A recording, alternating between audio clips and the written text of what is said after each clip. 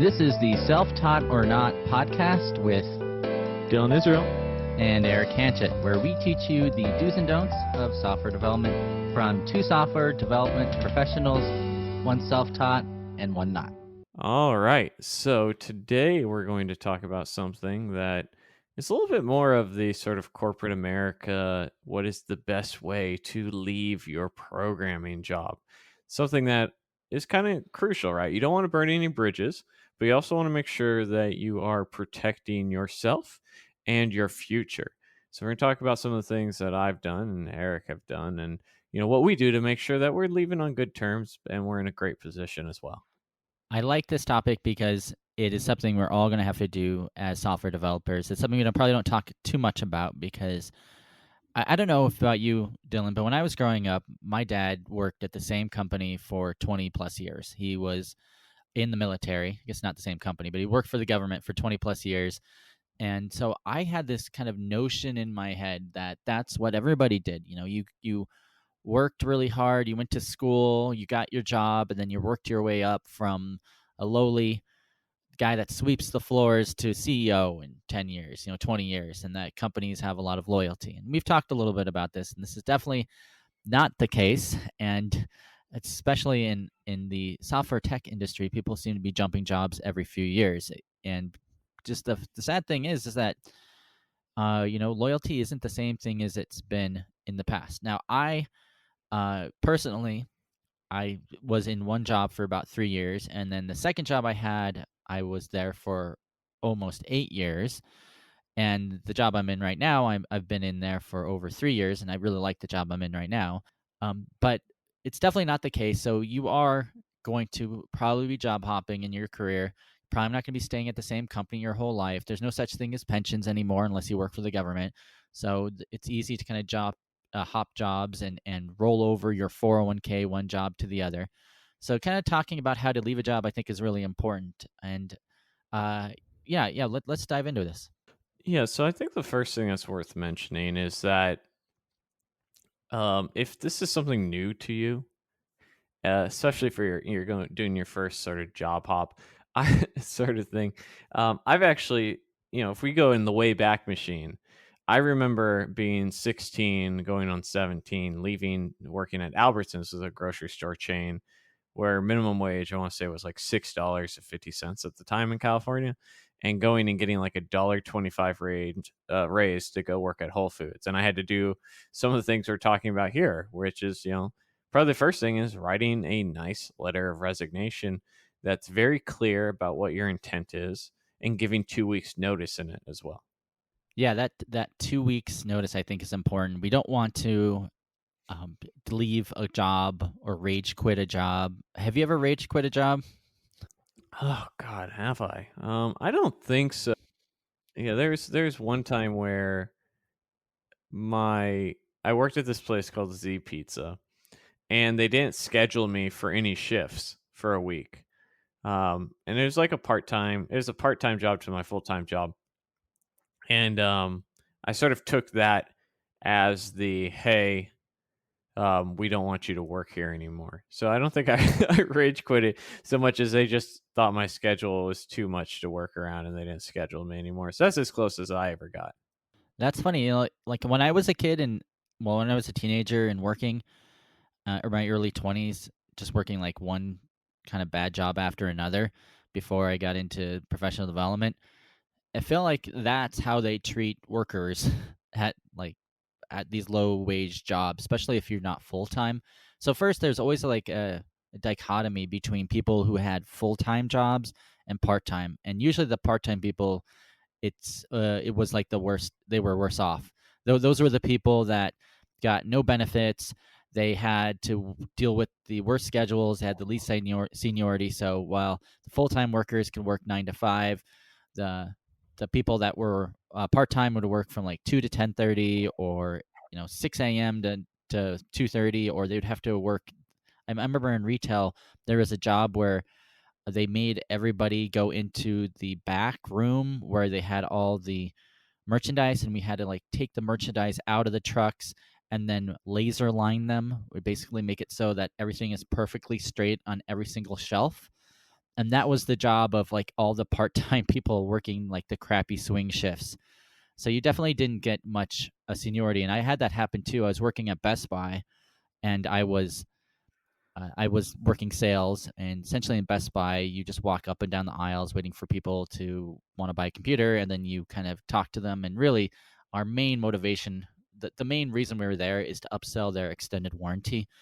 I believe if we weren't there, that it would be more like Walmart, where you just find someone, they give you a computer, and you leave.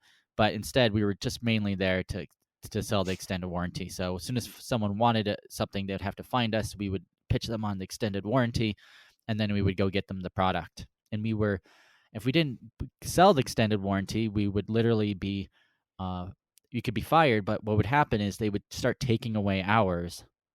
So I was, being a college student and being a computer science student, I was always like talking to customers and trying to like explain all the differences between the different computers.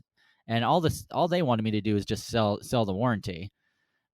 So I obviously, my sales numbers weren't high enough. So I remember just my hours started ticking down and down. I was getting like 25 hours a week, and then 20 hours a week, and then 15. And then like by the time I was about to leave, I was down to 5 hours a week. Like in some weeks, I wasn't even getting scheduled.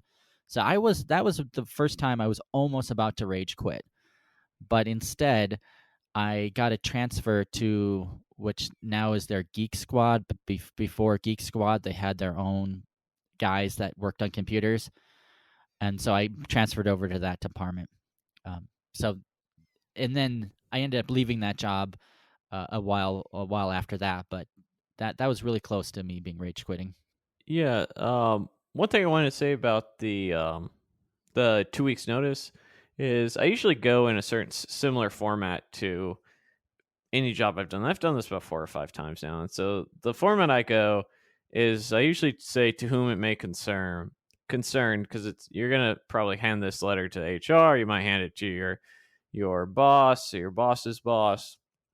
And then I go and say, I'd like to inform that I'm resigning from my insert position at insert company, and my last day will be approximately 2 weeks on said date. And then I say a nice little blurb. I always try to end things with class, right? And that's one thing I want to try and, sometimes people are leaving jobs because it's a bad workplace. We've all worked at bad workplaces. Sometimes you leave for better opportunities. Sometimes you leave because it's toxic as hell and you need to get out. Your resignation letter is not a place where you get one last jab in, So I always like to end a nice little 2, 3 sentences about how I enjoyed my time here. I appreciate the growth that has, happened, and wish everybody the best. And so that's a rough format of what I'd recommend. I think you broke up a little bit there, but I think I heard you say that that the letter should be formal. You should give the date that you're going to resign on. You shouldn't actually go after any of your after anybody. You should thank everybody. Is that part of what it is? Sorry, you broke up a little bit. Yeah, yeah. One thing I always do too, I don't know if you recommend this, is I'd also make 2 or 3 copies of it, and I would hand it to my manager and my manager's manager, especially if I was in good graces with them, just to kind of let everybody know up the chain. And then I'd usually also turn that in. I guess in the day of COVID, where we're all working virtual, this is more difficult, but I'd always do it in person, like during my one-on-one or something like that. Yeah, yeah, I think that's a great idea. I usually sign it as well, and I email it as well. So not only do I hand it in person, I then like to email, and oftentimes we'll say, "Hey, I'm just going to send an email just for everyone's records and all that sort of stuff, just so everyone's on the same page." Because sometimes things get lost in communication, and paperwork gets lost, and all that sort of, silliness that's happens from time to time.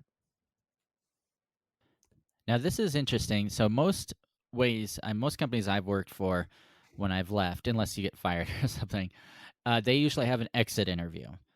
So I'm going to ask you this. So I've heard a couple of pieces of advice on this. I want to see what you think, Dylan. So there's one thought out there, is that since you'll never work at that place ever again, you should never say anything bad about your employer in your exit interview, because it doesn't do you any good. And at worst, it might be a way for them to retaliate against you. Like if you say something like your process of hiring sucks or this person was really mean to me, if it ever gets back to that person could try to blackball you. He could try to, retaliate some way, or the company um, might most likely they'll just dismiss your grievances because you are kind of an employee that's just leaving. I've seen this too. Like people leave Glassdoor reviews, and I've seen companies. Some companies take it very seriously, but a lot of companies just think it's just people that are upset, and they don't really take much heed to it.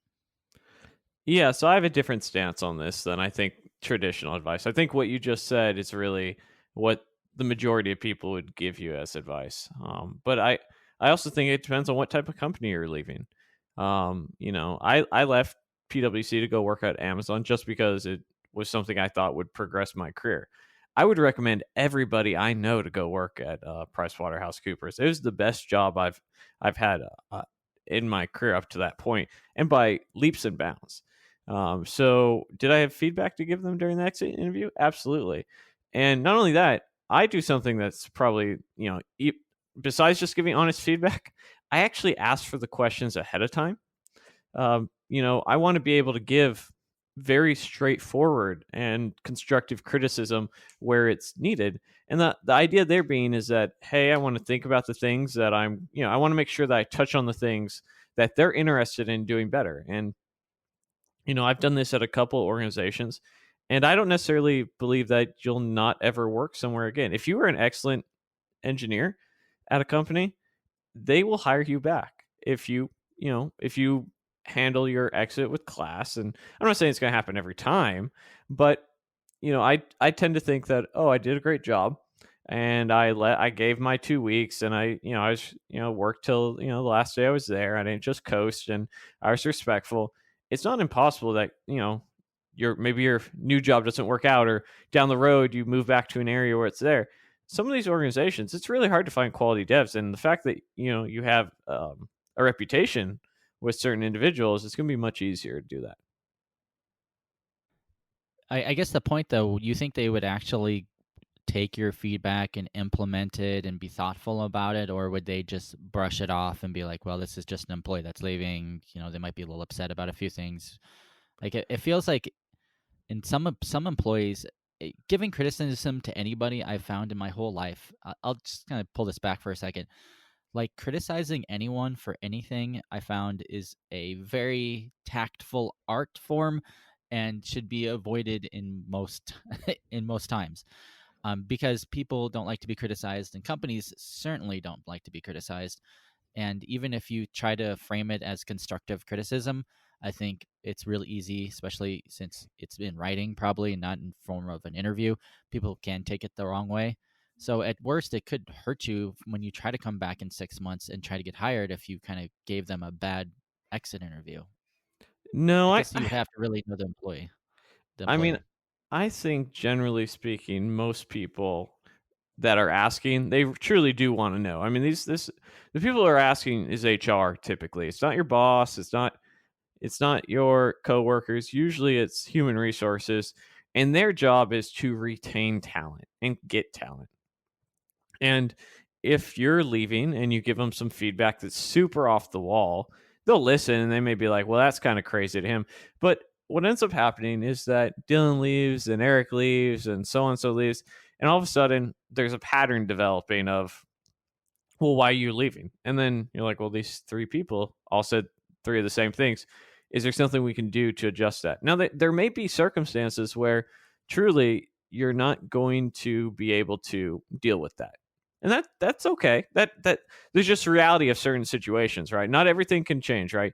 Maybe there's nepotism at the company, and that makes your work life stressful. Well, good luck getting someone's uncle or brother or sister fired, right? Like, good luck with that. But maybe there's other things where compensation is in as high as it should be. And I know I've been at an organization where they weren't paying what the market rate was. And, not that I want to say they were underpaying, but based off the numbers they were. And after a few devs left, they did a salary adjustment for the dev department. So there are organizations that will take this into account, because at the end of the day, finding good employees, especially engineers, is a hard task. For anyone who's ever had to interview people for roles, you realize very quickly that we don't really realize how many people get interviewed versus actually get the job, and it's a longer list than I think people think. Yeah, I agree. I think I'm still a little hesitant to give a whole lot of feedback during my exit interview. I understand all your points and I agree with some of them. I just think that some employers might take that the wrong way, might not take the criticism the right way. Uh, but in a perfect world, I think this, in maybe a lot of companies, it does work that way. Maybe the HR department will take that feedback and start looking into their hiring processes and looking into their pay structure and things that maybe you bring up during an exit interview, and they'll work on it and try to be better at it. And then when you, heaven forbid, you have to come back to that company in 6 months, they'll welcome you back with loving arms. I will say, to your point, I agree definitely.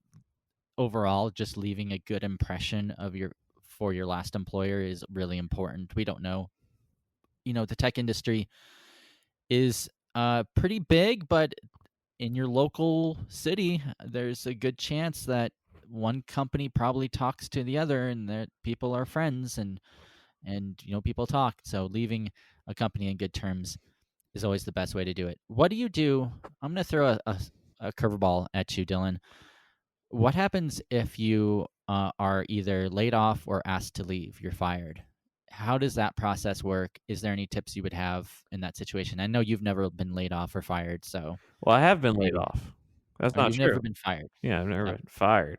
Um, well, so I've been laid off one time. I guess I'll answer this since it's more of my experience, where they canceled the project and basically they said wrap up what you're doing, and then we'll give you severance for the next 2.5 months, which was very generous of them. Since the project was only 4 months old by the time I was there. Um, but in that case, at the time I said, all right, I'm getting laid off, and most people are pretty understanding. They're going to try to do what they can to help you out. And I asked for people's contact information. The director, I said, hey, can I get your, I had his contact information, but I said, hey, I'm going to start applying. I'm going to put you down as a reference. Is that okay? He's like, yeah, you did excellent work. You just, priorities change. So that's how I handled the layoff. And then I immediately took one day to sort of get my breath, filled out apps after updating my resume, and hit the ground running. Right. So, sometimes you can, and try to collect double checks. Right. So, like, I was planning on collecting the severance for those 10 weeks while still getting my next check as soon as possible. And so that all worked out for me. Now, getting fired is a whole nother beast entirely. I've had some colleagues who are great people, but were not maybe the best developers they usually decide to get up and go. They, once they get on a PIP or performance improvement plan, and it seems like I feel like once it gets to that point, 95% of the time, people are like, okay, I'm done for here. And instead of trying to improve, what they try and do is just try and go elsewhere um, before they can get fired. It's like the old defense mechanism where, like, I've dated a few girls who were like, for whatever reason, they would break up with me before I could break up with them, even though I had no intention of breaking up with them. But they were worried about that. I kind of feel like it's the same thing here with getting fired. it's like no one wants to get hurt, so everybody wants to be the first person to like make the move. So, and I think it's an ego going going on a tangent here, but maybe it's like working for an employer is sort of like dating in some ways. Everybody's waiting for, who's gonna blink first. So, if you're in a bad relationship and the girl thinks you're gonna dump her, she might try to dump you first. I've actually, God, this reminds me years and years ago. I remember breaking up with someone, and they kind of spun it like they were breaking up with me. Like during the time I'm telling them, "Hey, I don't think this is working out. I don't think we should see each other." They're like, "Oh yeah, I thought we weren't going out." Like, listen, I'm breaking up with you, not the other way. So no, that was maybe that happens sometimes as a when you're an employee. It's Yeah, kind of and funny. I mean, I honestly think sometimes I know I've dated some girls where we're really going off on a tangent now, but I've dated some women who I feel like on a flip the script a little bit and just started treating me extremely poorly with the intent of forcing me to be the one to break up with them. That's also a power move. So it's kind of a strange thing. And I feel like if you're at a really toxic place, they might do something similar. But typically, at least in our field, I feel like you can get away with quite a bit before they're going to fire you. They might move you around on teams, give you another shot, and put you on a performance improvement plan. But usually, what will end up happening is that I feel like they'll move you around, or you'll leave before that ever happens. I'll throw out a story here. I'm not going to name any names. This was many years ago. I had worked at a company, and I knew my time was coming up because I was not giving much work to do. And by the way, that's not always an indication that you're gonna get laid off. A lot of companies have lull points where you don't have any work to do, so you kind of have to find your own work. But I could definitely tell I wasn't doing everything I was supposed to do. And I remember, I'm not sure if I mentioned this on the podcast before. If you, I might have. I literally remember being in my manager's office and him just going off on me. Like I've never been yelled at a job before, but this I think was the only time I had been. And he's asking me like, why didn't this work? Like where like what's happening here? What's up with this? It was like berating me with all these different things, and I was struggling, and I would just learn this programming language, and I granted I probably wasn't doing a great job, but I just remember him going off on me, and I just think this is the first and only time I did this. I actually cried. I actually cried in my boss's office while he was yelling at me, and I remember him being such a jerk that he said something to the extent of, um, "Why are you crying?" Like he took him back. Like he like literally had never thought this would have happened. That I would start crying in his office after he was like berating me, and I remember his way to console me was like, "Has this happened before? Have you been crying? You know, is this something that you do?" Was his like way of calming me down, and I was just so pissed at the guy.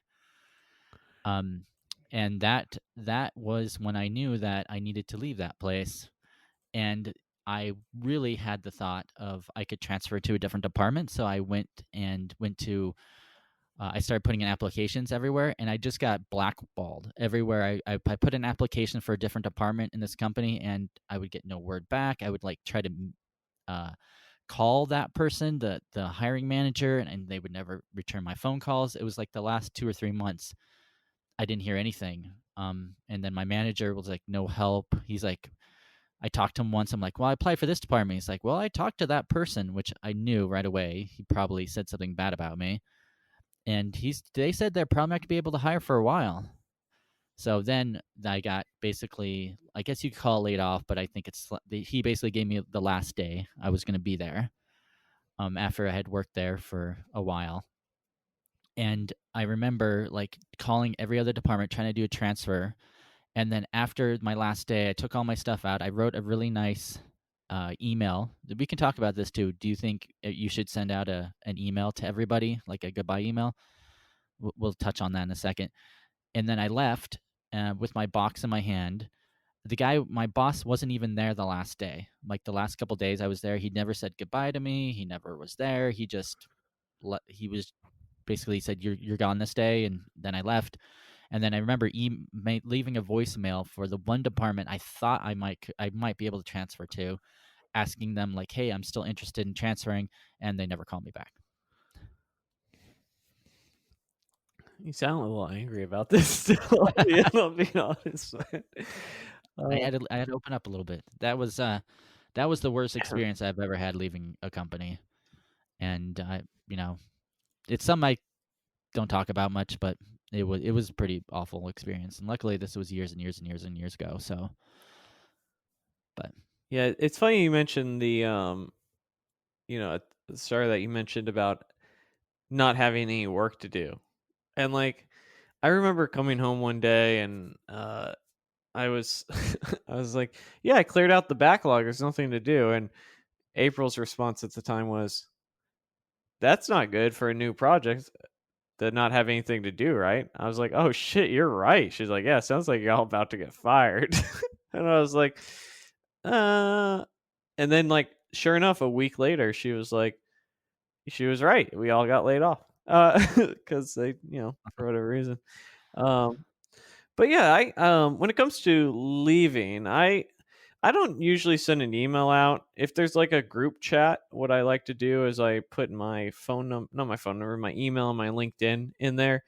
Occasionally an email, but usually nowadays you have like Slack or Teams or something like that. And I'll include my, say, hey everybody, it's my last day. Thank you so much. Blah blah blah. I might even reach out to a few team members that used to work with that might be on another team directly and just say I enjoyed working with them.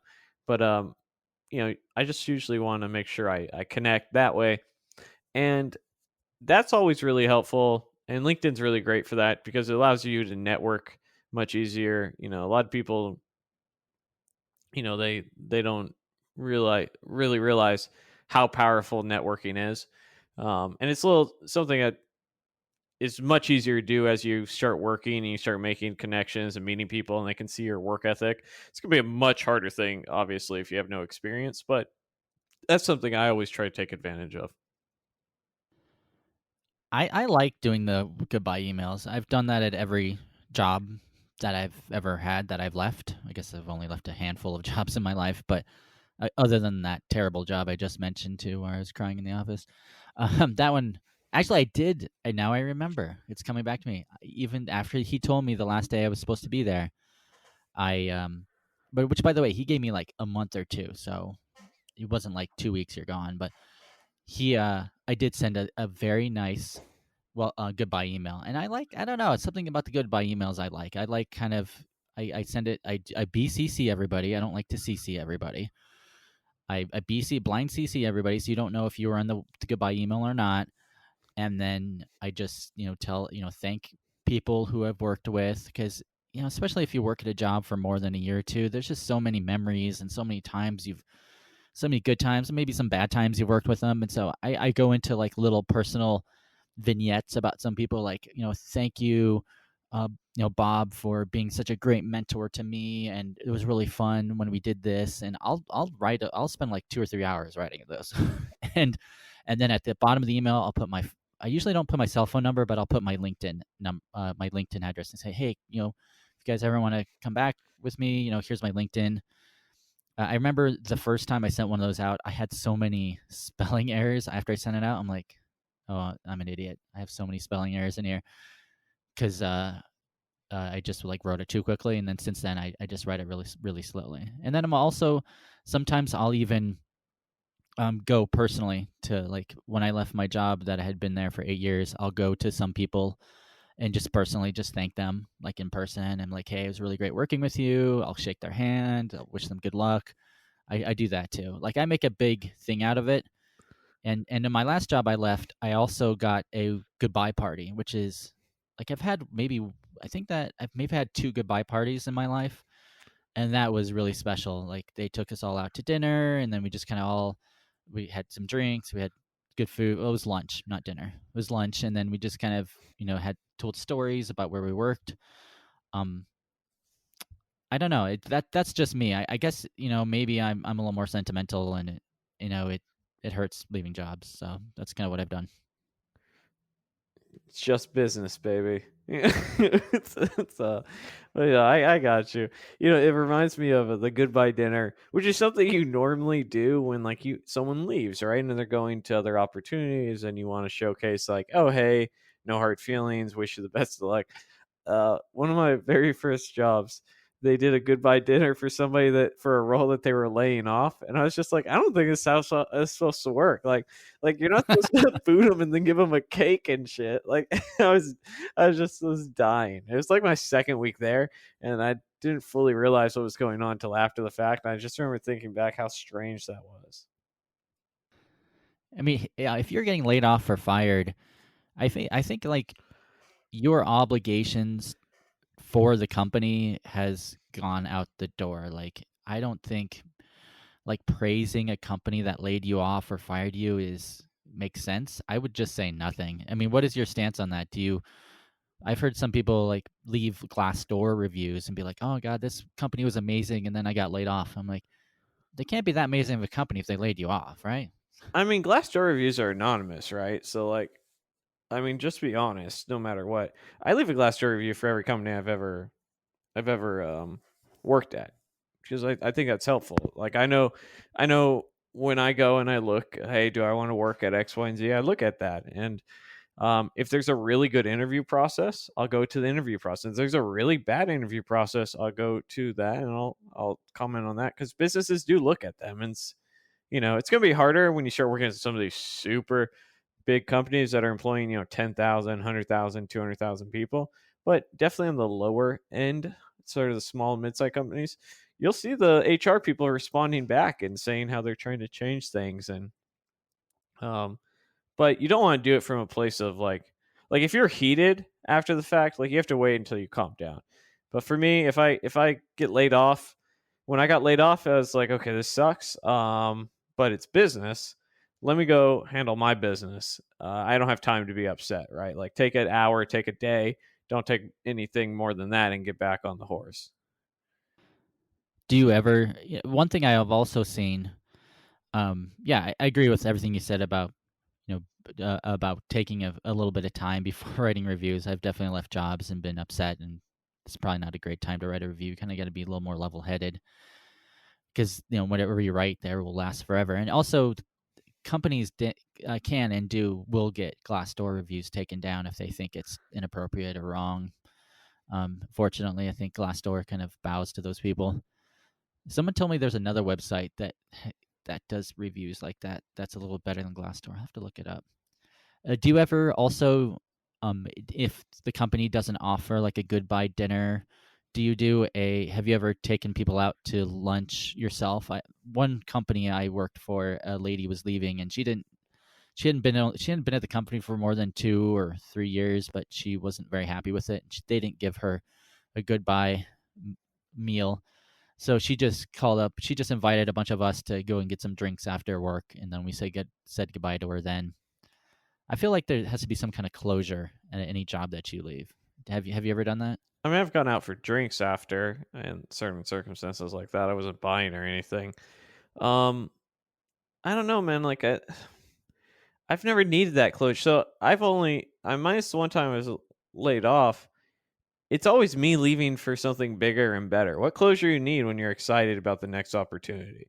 And it's not to say what was there before was, worse or anything like that. It's just, if my career is progressing, that's the direction I'm going to go. And, I've, I think sometimes people make it so much harder on themselves by just not understanding the dynamics of working in corporate America. And it's an employer to employee relationship. They pay me to do a task and, whatever that task may be, and I do that to get paid. And that's not to say that we can't be friends. It's not to say that I can't enjoy my time there, but I've never needed closure. Like, I don't know. What I've needed is a paycheck and, health insurance. Like that's what I've needed. And so like as long as I have that lined up, that's more so what I'm worried about. Yeah, I guess I'm just a little different that way. I think we agree on most things, and I definitely am trying to think more that way, be a little bit more strategic because you can make wrong choices. You can stay at jobs for too long if you sort of think like there's this idea of your family, and like jobs aren't really your family. Like, I mean, they pay you, and you probably spend quite a bit of time with them, maybe more than your family if you're unlucky enough to have to work a lot. But they're not really your family at the end of the day. If a company isn't making money, or I mean, they're not going to put you over themselves. Like the company has to keep moving, it has to keep going, and so that means laying people off. I mean, some good companies know how to treat their employees well. I don't know. I've always had a little bit of more the mentality that that it's a little bit more than just business, and that it's a little bit more family. And I do like the closure of like one chapter in my life is done and now another one is happening. And it's not, it feels more bittersweet to me most of the time instead of like I'm leaving for a great, better opportunity. I think in some jobs, it definitely was like, yeah, screw this job. This is way better and this makes total sense. But in other places, it was like, yeah, it's like going back to relationships. Yeah, maybe this girl cheated on you, or this guy cheated on you, or was um, harmful, or abusive, or something, which is no joking matter. But but remember that time, Valentine's Day, 2017, where you guys both had a romantic dinner and then walked across the beach at night and went back to your place, and it was like the best night. And you just think of those times, and you're like, remember that time I worked at as an employee, and they sent us off on this trip to this place, and I kicked butt and sold $1 million worth of merchandise. I don't know. You do always have that nostalgic feeling in the back of your head of the good times. Yeah, Do you ever? it reminds me of Yes. this comedian. Was it Chris Tucker that was talking about this new term, mostly peaceful? And it's like he's like, O.J. Simpson was mostly peaceful all the way up until he murdered his wife, right? Like that was the joke. And it's like, you can have good memories about something and enjoy it, but like I don't know, when there's the one time I let my emotions get the better of me was the only time I really think in my career I've made a mistake. And so I've always sort of been like, it's business and that's fine. And like, you know, not to say that you can't look out for the business and the business can't look out for you, but I really think when making these big decisions that it's better to look at it objectively, because objectively, the only way it's like a family is the fact that you spend time together and at times it's toxic. So like it's just one of those items where I think taking the emotion out of it, if and everyone's different, but like I think that's the better way to approach your career. And I also think um, you'll probably go farther if you're being more strategic rather than emotional. Wait, so you said that one time it did happen. What happened? So I had got a better offer to go to this consulting company. It was more of a tech company that was more of, better pay, better everything. And I ended up getting a 40% raise at my current company at the time, but I probably left about ten or $15,000 in better benefits. And it wasn't that I was just leaving for money. That was part of it. It was also like things were going downhill and I kind of believed they were only going to escalate.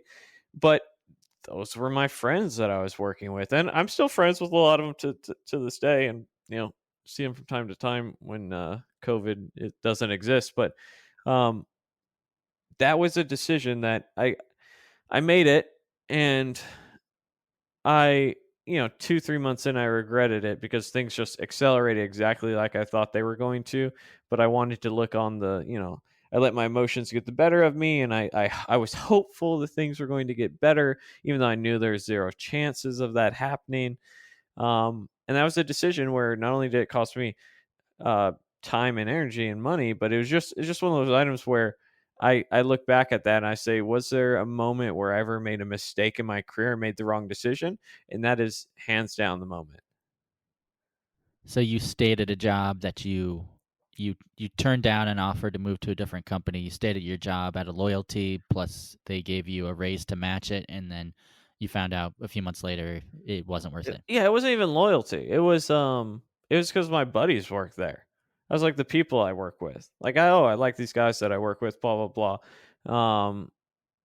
So it wasn't even loyalty so much as I just wanted to continue working with the same people. And it's a bad and it was a mistake in that aspect. Hmm. Yeah, I think that's we all learn from it. We definitely can look back. I've had a few of those. Let's move on. Let's wrap it up here. But I have a handful of more questions. I just thought of these.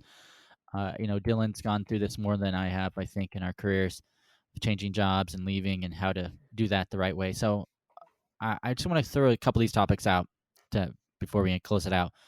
So I'm uh, I'm under the impression that once you leave one job, that you should take off a little bit of time um, to just to take off a little time before you start the new job, um, just to let things settle.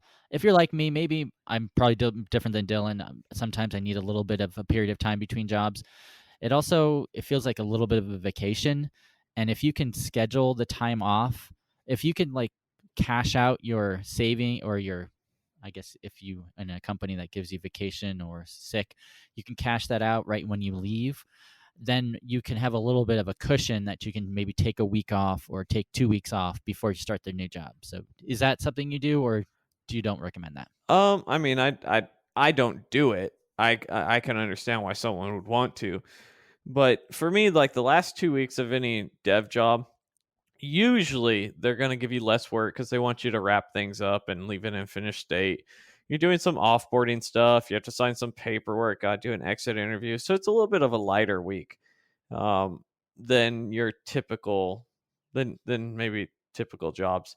Um, I just like to keep going. I look at the PTO. Like I was maxed out. I had over a month of PTO that it'll be taxed as a bonus, but so it won't be as like any a full two paychecks. But I look at that as just sort of a bonus that gets cashed out. I would have preferred to take the time off, but it didn't work out that way.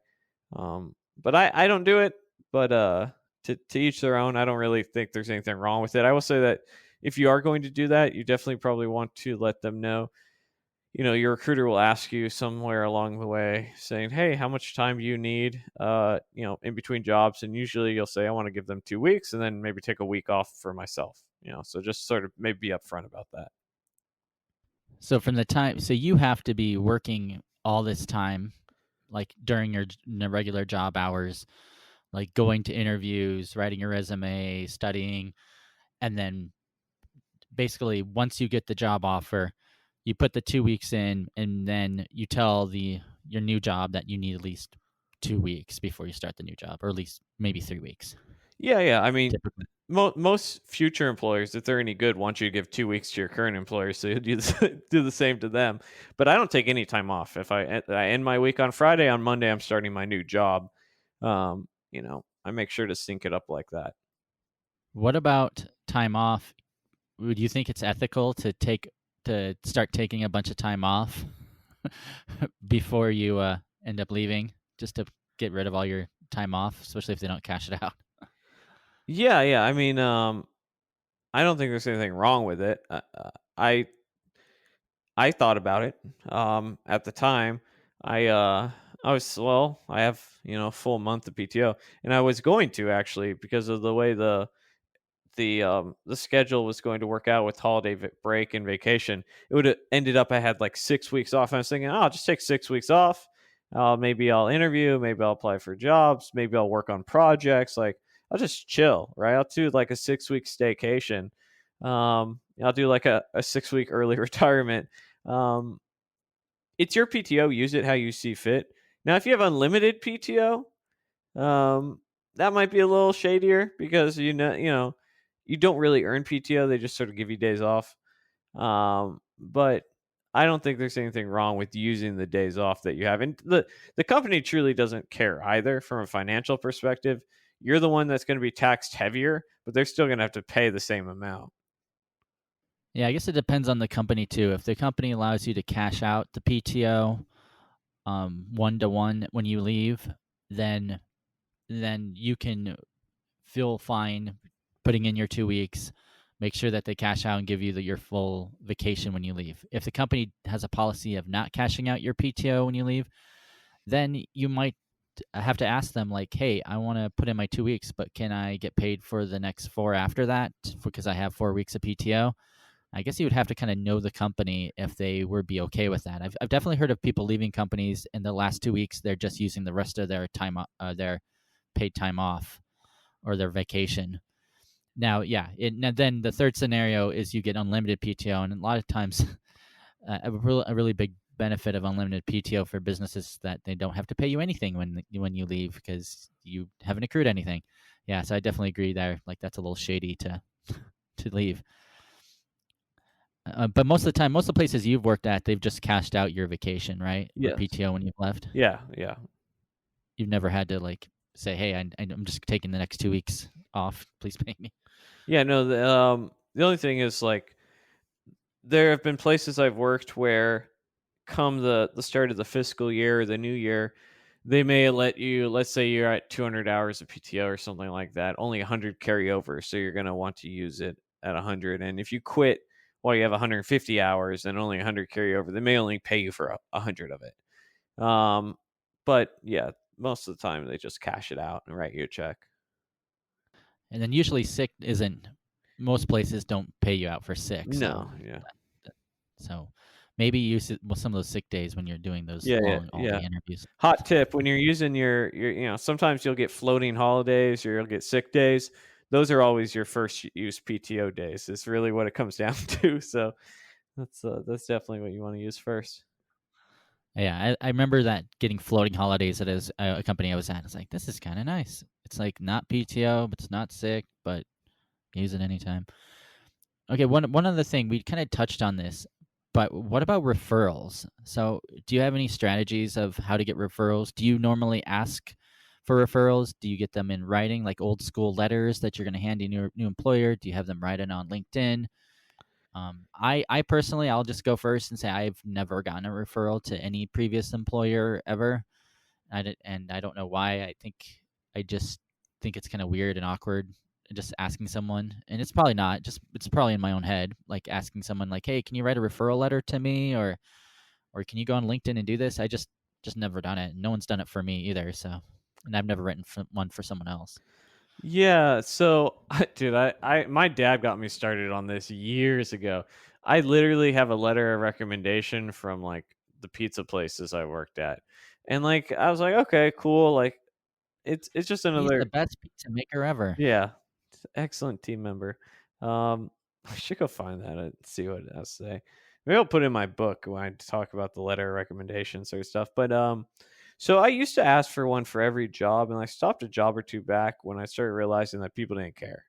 That is the truth of the matter. Is um, that especially in my circumstance where I have so many projects out there that like if you want to see what I'm about, there's plenty of content out there. Like if you Google my first and last name, the first 2 3 pages are me and like software projects. But also not only people didn't care, like people just didn't want to write them. I mean, that's the truth of the matter. They didn't want to deal with it. It's a little easier when you ask for like a LinkedIn sort of recommendation because they're one sentence or one paragraph.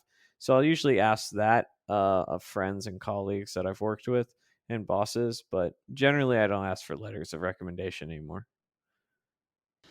Yeah, I've never heard of the only time I've heard of people like looking for letters of recommendation is certain government jobs. Like my buddy was an officer, a sheriff's deputy, and during the interview process, they actually asked for 3 letters of recommendation from people that had worked with him or friends of him in the past. And I was like, wow, I've never seen people do that before. And I actually wrote one for that. And then also when I was getting into grad school, they asked for a letter of recommendation from colleagues. So I had my boss write one, and he wrote some really nice things. Then he said later, like, "Don't let this get to your head." I'm like, okay, thanks. But that is the only time I've ever written letters of recommendation or asked for someone to give me a letter. So maybe, yeah, I think people just don't look at them as often. Maybe if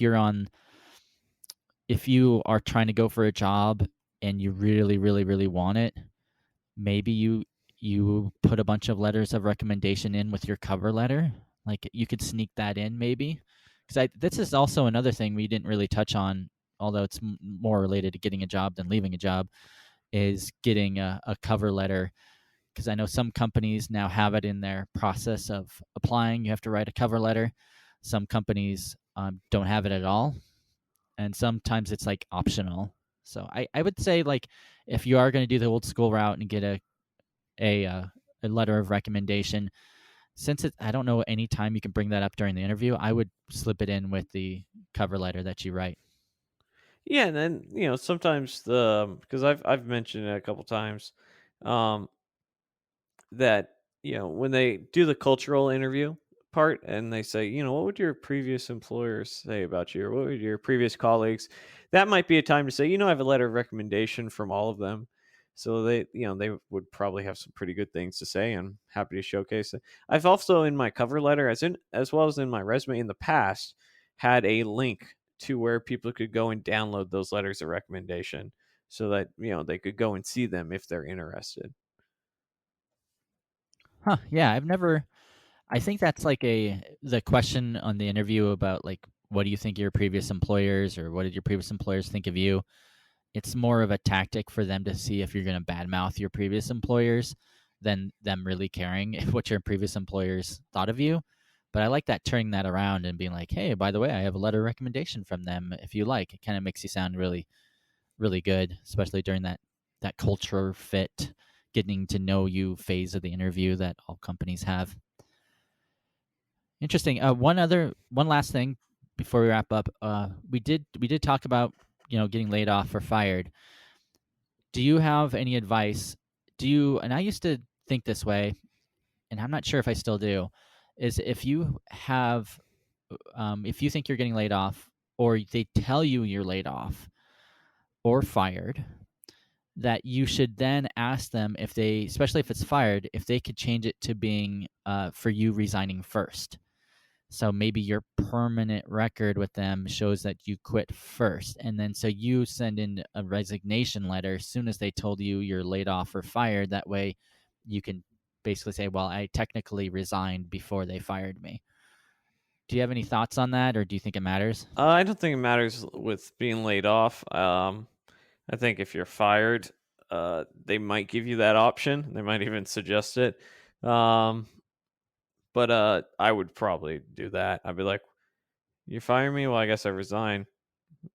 So I don't know, man. I don't ever want to be in a position where I'm being fired. Like I've so many horrible, and this is kind of like why people go and they resign first, right? And they go to avoid that. But yeah, I would say probably like that might not be a bad idea if you're actually getting fired. I don't think it matters if you're getting laid off.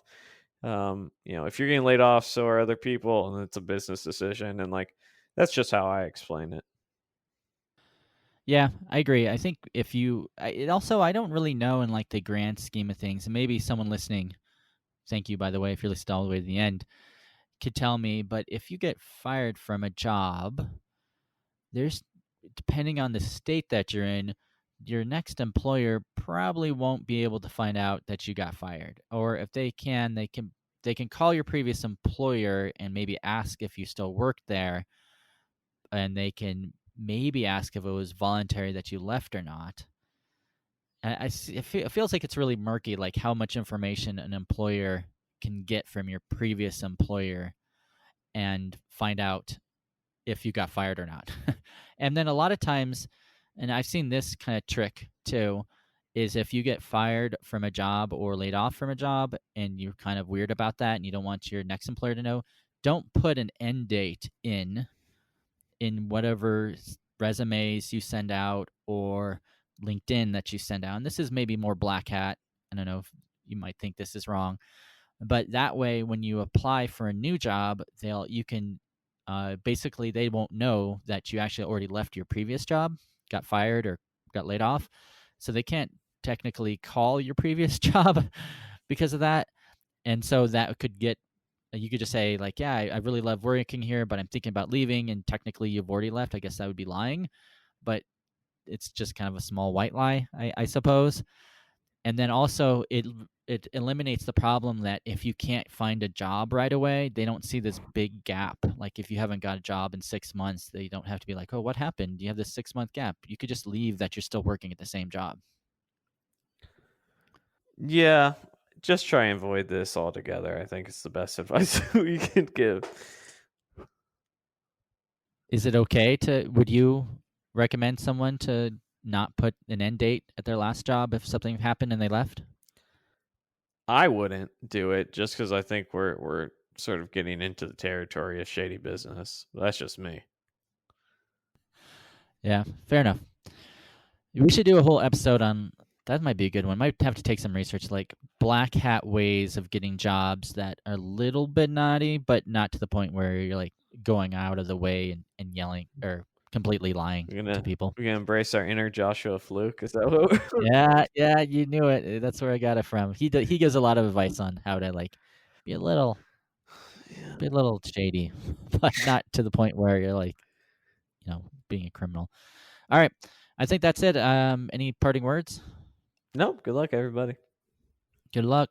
Hope this helped you. If it did, tweet us, Eric CH, ERIKCH, or Dylan Israel. Later.